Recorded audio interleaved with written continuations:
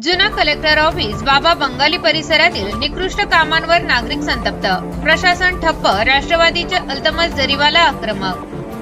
जुना collector office बाबा बंगाली परिसरात महानगरपालिकेमार्फत सुरू असलेल्या कामांमध्ये अत्यंत निकृष्ट दर्जा असल्याचे स्पष्टपणे दिसून येत आहे।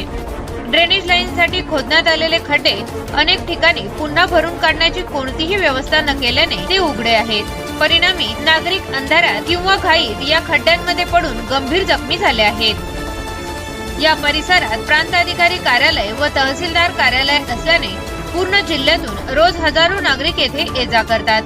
मात्र रस्त्यावरची उघडी माती, धूळ व अस्तव्यस्त कामांमुळे परिसरात प्रचंड अस्वच्छता पसरली असून नागरिकांच्या आरोग्यास गंभीर धोका निर्माण झाला आहे।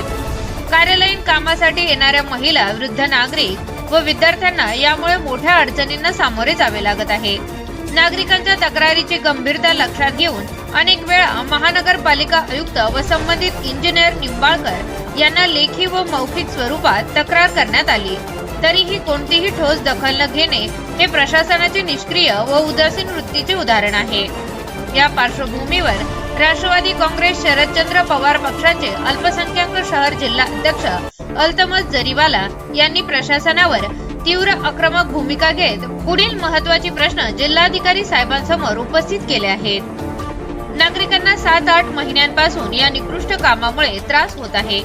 खड्ड्यांमुळे अपघात होत आहे, धुळीमुळे आरोग्य धोक्यात आले आहे, तरी सुद्धा जिल्हाधिकारी कार्यालय या गंभीर समस्येकडे दुर्लक्ष का करत आहे। त्यांनी मागणी केली की परिसरातील सर्व निकृष्ट कामांची तपासणी करावी, उघडे खड्डे तत्काळ बुजवून रस्ते सुरक्षित करावे, धूळ व माती नियंत्रणासाठी त्वरित उपाययोजना कराव्यात आणि संबंधित अधिकारी व ठेकेदारांवर कठोर कारवाई करावी। अल्तमस जरीवाला यांनी स्पष्ट इशारा दिला आहे की नागरिकांचे जीव धोक्यात घालणाऱ्या या कामाविरुद्ध तातडीने कारवाई न झाल्यास आम्हाला आंदोलनाचा मार्ग स्वीकारावा लागेल। यावेळी सोबत सामाजिक कार्यकर्ते एजाज कुरेशी, आकाश घायथिळक, रिजवान शेख, हबीब खान, इक्बाल कुरेशी, अजहर खान, सलीम मोमीन, असरार खान व आदी परिसरातील नागरिक उपस्थित होते। या गंभीर मुद्द्यावर प्रशासनाची पुढील प्रतिक्रिया काय असणार याकडे आता संपूर्ण नागरिकांचे लक्ष लागले आहे। आज आपण पाहू शकतो की जुना कलेक्टर ऑफिस बाबा बंगाली येथे अत्यंत वाईट परिस्थिती, भयंकर परिस्थिती इकडे पाहायला भेटते आपल्याला। इकडं महापालिकेचं जे ड्रेनेजचं काम चालू होतं ते गेल्या 6 महिन्यापासून याचं काम चालू आहे। त्यामुळे येथे नागरिक, स्थानिक नागरिक व इकडं जे हातावर पोट भरणारे जे काम धंदेवाले लोक आहेत, त्यांना एवढा भयंकर त्याचा त्रास होतोय, सगळ्यांना आजार पडतोय लोक, नागरिक इथं। आणि या खड्ड्यामुळे अत्यंत सकाळपासून एक 4-5 ते महिला आणि आमचे बंधूचे मुले इकडे पडले गेले त्या खड्ड्यामुळे।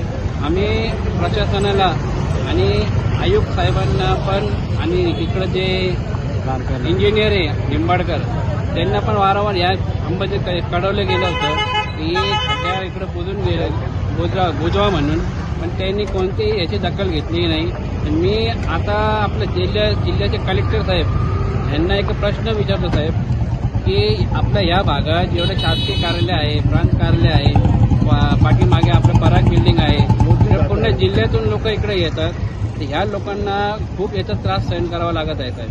तर आपल्याला एक कडकडीची विनंती आहे जिल्हाधिकारी साहेब, आपण ह्या विषयावर गंभीरतेने दखल घ्यावी आणि येथील स्थानिक नागरिकांना गेल्या 7-8 महिन्यापासून जे त्रास होते त्याच्यापासून दिलासा करून द्यावी।